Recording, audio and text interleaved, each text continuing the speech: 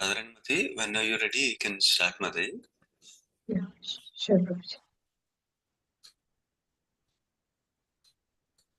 Om Namo Bhagavate Vasudevaya. Om Namo Bhagavate Vasudevaya. Om Namo Bhagavate Vasudevaya. Narayanam Namaskrityam Naram Chaiva Narottamam Devim Saraswatim Vyasam Tato Jayamudina नष्टप्रायेषु अपत्रेषु नित्यं भागवत सेवया भगवते उत्तमश्लोके भक्तिर्भवति नैष्ठिकी. Hare Krishna to all dear devotees. Please accept my humble obeisances. All glories to Srila Prabhupada and Guru Maharaj. Today we are reading from Srimad Bhagavatam, Canto 6, Chapter 3. Yamaraj instructed his messengers.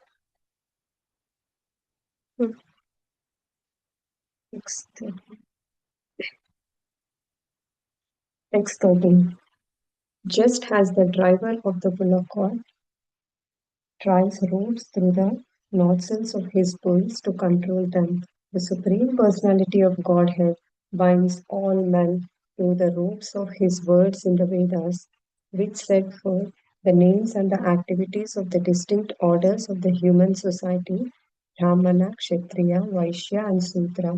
In fear, the members of these orders all worship the Supreme Lord by offering him presentations according to their respective activities. Text 14 and 15. I, Yamaraj, Indra, the king of heaven, Niriti, Varuna, Chandra, and the moon god, Agni, Lord Shiva, Pavana, Lord Brahma, Surya, the sun god, Vishwasu, the eight Vasus, the Sandhyas, the Marutas, the Rudras, the Siddhas, and Maricha, and the other great Rishi engaged in maintaining the departmental affairs of the universe as well as the best of the demigods headed by the Ishmapati and the great sages headed by the Bhrigu, and all certainly freed from the influence of the two base material modes of the nature, namely passion and the ignorance. Nevertheless, although we are in the mood of the goodness, we cannot understand the activities of the Supreme Personality of Godhead. What then is to be said of others who, who under the illusion necessarily speculating to know God? Text 16 has a different limbs of the body, cannot see the eyes of the living entities, cannot see the Supreme Lord, who is situated as the super soul in everyone's heart, not by the sense, by the mind, by the life air, by thoughts within the hearts, or by the vibration of the words can the living entities ascertain the real situation of the Supreme Lord. Text 17. The Supreme Personality of Godhead is self-sufficient and fully independent. He is the master of the everyone and the everything, including the illusionary energy. He has his form, qualities, and features, and similarly, his order his order carries the Vaishnavas, who are very beautiful, possess bodily features, transcendental qualities, and the transcendental nature almost like his. They always wander within this world with full independence. Text 18. The order carries of Vishnu, who are worshipped even by the demigods, possess wonderful bodily features exactly like those of Vishnu and are very rarely seen. The Vishnudutas protected the devotee of Lord from the hands of enemies, from envious person, and even from my jurisdiction as well as from the natural disturbances. Text 19. Real religious principles are enacted by the Supreme Personality of Godhead, although fully situated in the mode of the goodness. Even the great rishis who occupy the topmost planet cannot ascertain the religious principles, nor can the demigods or the leaders of the Siddhaloka, to say nothing of the asuras, ordinary human beings, Vidyadharas and Charamas. Text 20 and 21. Lord Brahma, Bhagwan Narada, Lord Shiva, the four Kumaras, Lord Kapila, the son of Devahuti, Swayambhu Manu, Prahlad Maharaj, Janaka Maharaj, great grandfather Bhishma, Bali Maharaj, Sukadev Goswami, and I myself know the real religious principle, my dear servants, the transcendental religious principle, which is known as a Bhagavad Dhamma or surrendered unto the Supreme Lord and love of Him is uncontaminated by the material modes of nature. It is very confidential and difficult for ordinary human being to understand, but if by the chance one fortunately understands it, he is immediately liberated and thus he returns home back to Godhead. Text 22. Devotional service beginning with the chanting of the holy name by the Lord is ultimately religious principle for the living entity in the human society. Text 23. My dear servants who are as good as my sons, just see how glorious is the chanting of the holy name of the Lord. The greatly sinful Ajamila chanted only to call his son, not knowing that he was chanting the Lord holy name. Nevertheless, the chanting the holy name of Lord, he remembered Narayana, and thus he was immediately saved from the ropes of death. Text 24. Therefore, it should be understood that one is easily revealed from all sinful reactions by chanting the holy name of the Lord and chanting of his qualities and activities. This is the only process recommended for relief from the sinful reactions. Even if one chant the holy name of Lord with improper pronunciation, he will achieve the relief from material bondage if he chants without offenses. Ajamila, for example, was extremely sinful, but while dying, he mercifully chanted the holy name, and although calling his son, he achieved complete liberation because he remembered the name of the Narayan. Thank you so much, Prabhuji. Hare Krishna. Thank you so much, Radha Mati. Hare Krishna. Vrinda Mati, when are you ready? You can start, Mati. Hare Krishna, dear devotees. Thank you, Sundarananda Prabhu, for this opportunity. I would like to pay my obeisances to all and start with the explanation of purports from this section. Om Ajnanatimirandasya Jnananjana Shalakaya Chakshuramulmitam Yena Tasmai Shri Gurave Namaha. Namo Vishnu Padaya Krishna Prasthaya Bhutale Srimate Bhaktivedanta Swami Niti Namine Namaste Saraswate Deve Gauravani Pracharine Nirvishesha Shanyavadhi Pashyata Deshatarine Jai Shri Krishna Chaitanya Prabhu Nityananda Shri Advaita Gadadhara Srivasadi Gaura Bhakta Vrinda Hare Krishna Krishna Krishna Hare Hare Hare Rama Rama Rama Hare Hare.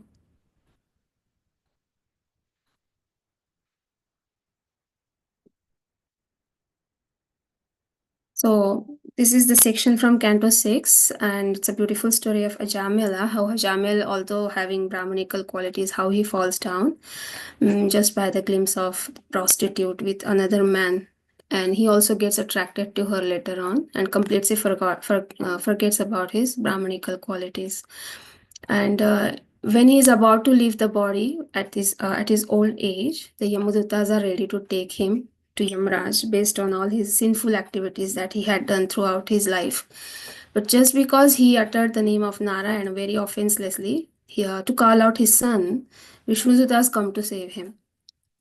So there is a beautiful description how the chanting of the holy name protects one even when one is very sinful. So now after that, this is the conversation between Yamadutas. After that, Yamadutas leave, and Ajamil remains protected by Vishnudutas. So now in this chapter, now we are learning how between the conversation, it's about the conversation between Yamadutas and Yamaraj. Yamaraj, who is one of the 12 Mahajans. So Yamadutas are inquiring with Yamaraj about the Vishnudutas, how they were able to protect Ajamil despite the order from Yamaraj, because they were actually planning to bring Ajamil to Yamaloka. And they were always thinking that Yamaraj was the supreme master and controller, and no one could challenge his verdict. That's what they were always thinking. So they were really surprised to see that they had to leave Ajamil there and not follow the orders of Yamaraj. And Jamil remains protected by them. So when they asked about Vishnudutas and explained about the situation, firstly, Yamraj becomes very happy because Yamadutas uttered the holy name of Narayan while they were explaining about everything. Because Yamaraj deals with the people who hardly understand Narayan, right? And he hardly gets to hear this holy name at his Yamaloka, because he has to deal with all these sinful people. But when his order carriers uttered the holy name, he becomes very much pleased because he's also a Vaishnava. So that's one quality of a Vaishnava. When others utter the holy name of the Lord, they become very much happy. And that's what we have also heard, right? We should make people utter the name of the Lord, and then that makes you happy. So Yamraj then starts to explain to them, and the first thing he tells them is that I am not the supreme, or I am not the supreme controller that you were all thinking about me all this while. There is one supreme controller above me and who is controlling everything, including the creation, maintenance, annihilation, through his plenary expansions and everything. So with continuation now from text 13, we would see and look into the purports also from Srila Prabhupada. So in text 13, Yamraj, he gives an example of a driver. He's explaining that how a driver who ties the ropes through the nostrils of his bulls, right, to control them. Similarly, Supreme Personality of Godhead also binds us all through the ropes of his words in the Vedas. And these Vedas are distinguished according to the orders of human society, like Brahman, Kshatriya, Vaishya, Shudra. So all of us who fall under these orders, according to one's nature, are like directed to worship the Supreme Lord. And the aim of these orders is the same, although activities are different. But we don't see such order of life nowadays, right? We don't see Brahman, Kshatriya, Vaishya, Shudra order nowadays in life. So Srila Prabhupada actually was willing to establish that, but still, I heard yesterday that we still have this Devi Varna system in some ISKCON places where devotees are doing their activities according to their interests. Like some people like farming, or some are interested in Ayurveda. So they do that activity keeping Krishna in mind. And we know some of the places like GEV is following such things, right? So Prabhupada further explains, by doing our activities at a certain stage, we are all actually supposed to elevate ourselves to the stage of Brahman. So whatever stage you are at, just keep Krishna in the center, keep doing your activities, and slowly elevate yourself to the stage of Brahman, because Brahman is the most intelligent person, because he's thorough with the scripture. So our aim is to also learn the scriptures at whatever stage we are at, elevate ourselves to Brahman, and we can learn these scriptures at whatever stage, right? And then eventually we can try to become a Vaishnava, because Vaishnava is above the stage of Brahman. So the highest perfection is to please the Supreme Lord by discharging one's prescribed duties as per these orders. So this is what Prabhupada writes in the purport. So 14 and 15. In these verses, Yamraj gives a list of some devotees starting from himself, and other personalities are like Varuna, Chandra, Indra, Lord Shiva, Agni Dev, and many rishis and sages like Bhrigu Muni, and who are all in the mode of goodness, and they're all free from passion and ignorance. But he further says that even in that mode of goodness, it's very difficult to understand the Lord completely. And then he says, so there is absolutely no doubt that speculators have definitely not understood the Lord completely. In fact, they bewilder people even more. So in the purport, Prabhupada says about purport, like he says that he quotes about a verse from Bhagavad Gita where Krishna says 1855, right? Bhaktya mam abhijanati. So only devotees can understand Krishna and his activities without any doubt in mind, because they are transcendental to material activities. They are always in connection to Krishna. So they are able to understand Krishna by performing devotional duty, devotional services. And Prabhupada quotes two verses in the purport. In which one is recited by Bhishma Dev to Yudhishthir, where he says that even great philosophers are bewildered because they don't understand the plan of Krishna. So there is no way that anyone can understand Krishna just by speculative knowledge. It is very difficult. And another verse is from Krishna in Bhagavad Gita, where he confirms that only bhaktas can understand me and his activities and my activities through the process of bhakti. And these bhaktas are very, very rare to find. So this is the purport from Srila Prabhupada for 14 and 15. 16 is while explaining about Supreme Lord, Yamaraj now is talking about Super Soul, Paramatma feature of the Lord. And he compares the Super Soul, who is situated in everyone's heart, to the eyes. Like many activities are carried out because of eyes, right? Such as legs, we are walking, but because we can see, we are able to, our legs are able to move. Because we can see, our hands are feeding the food to the body. Although they can't see the eyes, similarly, people also, even though people can't see the Supreme Soul, but they are all acting under the direction of the Supreme Soul. Like how all the parts of the body are acting under the direction of eyes, because eyes can see. Supreme Lord also, even though we cannot see him as the Super Soul inside our heart, we are acting under the direction of that Super Soul. And Srila Prabhupada quotes Bhagavad Gita verse 15.15, right? Where Krishna says, he's situated in everyone's heart. Sarvasya chaham riti sannivishto.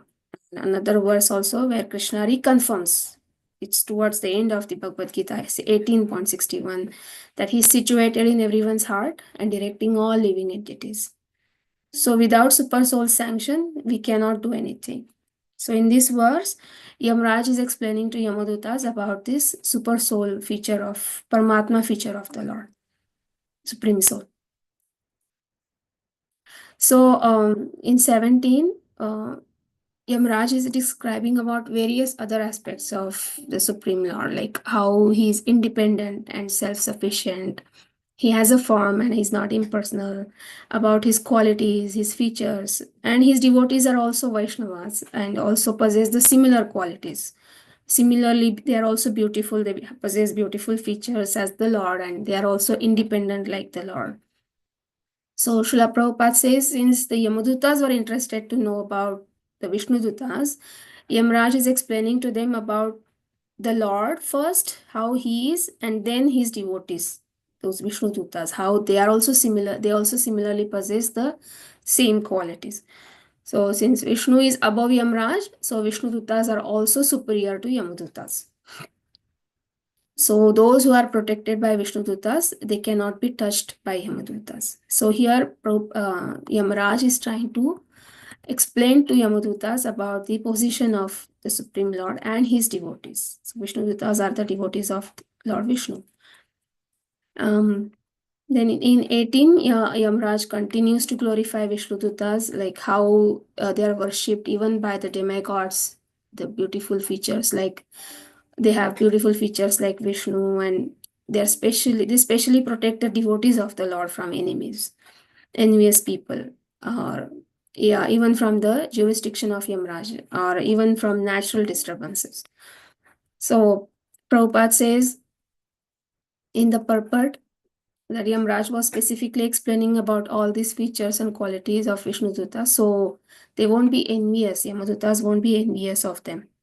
He was just trying to make them understand the position of Vishnudutas. So from this quality of the Lord, where he protects his devotees, Prabhupada further explains that how we should be confident in any worse situation that Krishna will surely protect, irrespective of the severity of the situation. Like even in the war situation, we should have faith that Krishna will definitely protect me. And Krishna also confirms that this in Bhagavad Gita, where he says, Kaunteya pratijanihi namai bhakta pranashyati, right? And even Srimad Bhagavatam verse is quoted by Srila Prabhupada in the purport, Padam Padam Yat Vipadam Natisham, that this material danger and or miseries are not meant for devotees who have fully surrendered to the lotus feet of the Lord. And without thinking of all this situation, devotees should continue to preach the cult of Chaitanya Mahaprabhu and Lord Krishna. So this verse in this purport, Srila Prabhupada is explaining like how devotees should be fearless, where you have the protection of Krishna, and you should have faith that Krishna will surely protect. And he also gives praman from these verses in verse 18. Verse 19. But like here, to further describe the real position or higher authority of the Lord, Yamraj connects him to the real religious principles from Vedas. They are actually enacted by the Supreme Lord himself. That's what he says. So when Vishnudutas asked the Yamadutas about the religious principles, they didn't know, right? The ritualistic ceremonies which are mentioned in the Vedas, that they are not actual or transcendental. The ritualistic ceremonies are not actual or transcendental, right? They are mentioned just to keep peace in the material world. So people just attain peace, and gradually this peaceful situation elevates them to the transcendental situation or platform to know about Krishna. So these ritualistic ceremonies or these religious principles are there just to help us to attain peace or to have the good order of in life, and then slowly we can elevate ourselves to the transcendental platform where we can get to know about Krishna, because that's the purpose of all the Vedas, to know about Krishna. So Yamadutas were surprised because they did not know about this transcendental nature of the religious principles when Ajamil was protected by Vishnudutas. And not just Yamadutas, Krishna also says in Bhagavad Gita that people who are very much attached to the Vedic rituals and they think that there is nothing beyond these rituals. There are such people, and Prabhupada gives a real life example, right? There is a group of people who are very much fond of rituals because their materialistic desires are getting fulfilled, right? When they perform such rituals. So they are very much happy with that, and they don't want to go beyond that. But they don't know the real meaning of these rituals also, and they are meant to take us closer to Krishna, because Krishna says, right, Vedaischa sarvam ahameva vedya. So in all the Vedas, I am to be known. That's what Krishna says. But many people are just stuck with the same stage where they're happy just to perform all the rituals, only rituals. And amongst all of us, many, I mean, even in ISKCON, many of us were also doing previously the same thing, right? Performing rituals just for the sake of doing. It was a practice. So we were just doing it for the sake of doing. But by Krishna's mercy and devotees' mercy, now we have come to know about Krishna, and which is very, very rare. And it's all Srila Prabhupada's mercy.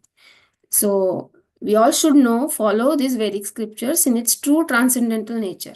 That's what Prabhupada says. And even the demigods don't know about such transcendental nature of Vedas and their real purpose. So it is a very rare opportunity where we can understand about Krishna. And only through Krishna's words and through his representatives, we get to know this. So I think we should just utilize this opportunity to the maximum and learn to can understand Krishna correctly. So So only then we don't get any doubt about Krishna or his activities. The next verses are 20 and 21. Yamraj gives the one second. The list of Mahajans is given there. He gives the list of all the Mahajans, 12 Mahajans, including himself, and says that all of us know about the real religious principles, which is transcendental, because it is to surrender, and it means it is to surrender unto the Supreme Lord and develop real love for him above the material modes of nature. So this is all transcendental. It is beyond these material modes of nature. And although it's difficult to know, if one gets to know about it fortunately, then he becomes eligible to go back home, back to Godhead. So Prabhupada says actually this is a very confidential knowledge and which is called Bhagavad Dharma, surrendering unto the lotus feet of the Lord. It's very, very confidential. But Krishna explains to Arjun because he says that I'm explaining it to you because you are my dear friend. And Krishna says, right, Sarva Dharman Parityaja, give up all duties and just surrender unto me. But although it is rare, it can be understood through this authoritative disciplic succession. Like Prabhupada mentions about 4 sampradayas. Like we have sampradaya through Lord Brahma Sampradaya, then Lord Shiva, Rudra Sampradaya, 4 Kumaras, Kumara Sampradaya, and through the goddess Lakshmi, Shri Sampradaya. So the Padma Puran also proves that we need to take shelter of one of these 4 sampradayas. So our sampradaya is also very much authoritative, Brahma Matva Gaudiya Sampradaya. And so only the mantra given in these sampradayas at the time of initiation has meaning. Otherwise, it's useless. And nowadays, we see people are just misguided by any sampradaya. They are just creating any sampradaya, and we don't even know whether it's based on the scriptures or authoritative. And then people are just bewildering other people, innocent people. But it's actually waste of time, Prabhupada says, because such sampradayas never help to understand real meaning of Vedas. They never help you to understand real nature of Krishna or real religious principles. So this is what Prabhupada says in this purport 22. Yamaraj glorifies the process of chanting of the holy name. Yeah, because here he is connecting now to the chanting process because Ajamil had chanted the name of Narayan, right? So after explaining about those various features of the Lord, like about his high position, about his devotees, and how he is the super soul, how he can be known through Vedas only by understanding the real meaning of religious principles. Now Yamraj is explaining how we can attain the devotional service only through the chanting of the holy name, which is the ultimate religious principle, and which one should attain gradually after performing ritualistic religious principles. So gradually we should elevate ourselves to this transcendental platform. So because whatever is connected directly to Krishna is transcendental, right? Now when we are talking about Krishna to friends, that is transcendental, or friends or families. And now also we are reading about Krishna, that is a stage of transcendental. But as soon as we come out of it and do our materialistic things or talk about materialistic things, then we come to the materialistic platform. So in our day-to-day life, we keep jumping like this from transcendental to materialistic platform throughout the day. But we need to practice to be at the transcendental platform most of the time, and that's what we are trying to do. And Srila Prabhupada again confirms here about real religious principle, which is also mentioned in Bhagavatam and Bhagavad Gita, because they are directly connected to Krishna. And real religion is the one which teaches us how to love Krishna, which is the perfection of life. And it can be achieved only through the chanting of the holy name. That's the beginning. Through chanting, we can understand the Lord or his activities. One can even able to see the Lord and his activities and understand the real position of the Lord without any doubt, because we know people have so many doubts about Krishna, about his appearance, about his leelas, about why he married so many women, and about his Rasa Leela, and so many doubts people have, but only devotees can understand this through the process of devotional service, and they do not have any doubt about Krishna and his activities. So it all starts with chanting. And that's why when Yamadutas chanted the name of Narayan, like Ajamil, while explaining about the Ajamil, like Yamraj was very happy when they chanted the Lord's names. And because there is no opportunity, right, for them to chant it otherwise, because they are all dealing with sinful people. So such person who can understand the Lord and his real position, Prabhupada says that person is eligible to go back home, back to Godhead. And Krishna also says the same in Bhagavad Gita 8.15. That verse is also quoted in the purport. 23, Yamaraj further explains he's continuing to glorify the chanting of the holy name. Because although Ajamil was calling out his son's name, he was saved because it was Lord's name, right? And because just by calling his son's name, he remembered Narayan. And so he was saved from the death. And Prabhupada quotes the most well-known verse in this purport, right? Hare Nama, Hare Nama, Hare Nama Eva Kevalam. And he says that the story of Ajamil itself is a proof that, which glorifies the chanting of the holy name enough. And that's the best way for Kali Yuga, because other processes are very, very difficult in Kali Yuga, considering all the flaws that we all have. So other processes are very difficult for us. So this is the simplest method that Prabhupada has given us. And even the Shastras tell us that the chanting is the best way, simplest way, considering all our other faults. So this chanting is recommended even in Shastras and by our Acharyas. Then 24, Yamaraj explains how chanting relieves one from the most sinful activities also. And even though one pronounces it incorrectly, he will be liberated if it's offenseless. That's the potency of the holy name. And Prabhupada mentions about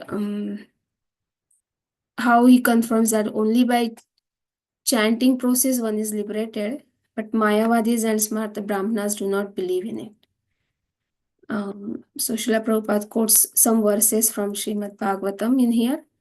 And he also again mentions quotes the verse, same verse, Hare Nama Eva Kevalam. So this is how it is. It explains, this section comes to the point of glorification of chanting of the holy name.